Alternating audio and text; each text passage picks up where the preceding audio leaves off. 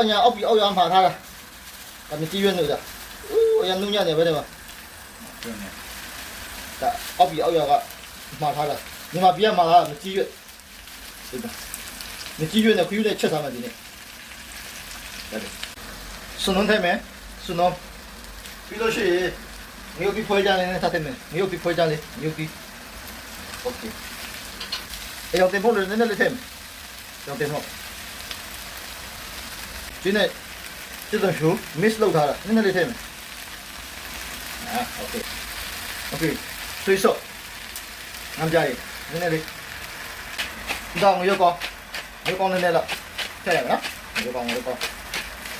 ဒီခေါ်ခယူထဲတော့မယ်ဒီလေချင်းနေရှိုးကြည့်တော့ဒါဝါတာဖောက်ကလည်း face market နဲ့တော့ဝယ်တာလုံးဝ special ဒါဝတ်ဆန်ရှိတိုင်းလည်းဝယ်လို့မရ fish ဆော့ငန်းတိုင်လည်းနည်းနည်းလေးထည့်မယ်နော်ငန်းပြိုင်ပြီးစားထိုးတခုခယူစီလေးနည်းနည်းထပ်ထည့်လိုက်မယ်နော်ကျွတ်တော်နေလေးထည့်လိုက်မယ်နည်းနည်းနော်ကျွတ်တော်နေတော့တိတ်မစပ်ဘူးဗျမျိုးပွားတော်စင်းလေးပေါ့စားလေးနဲ့ထည့်မယ်ကျွတ်တမို့နည်းနည်းထည့်မယ်စမင်းနဲ့အုံးမယ်ဟောဗျာစားဝင်တောက်ဝင်ဘို့တို့စမင်းနဲ့အုပ်လိုက်ပါပြီ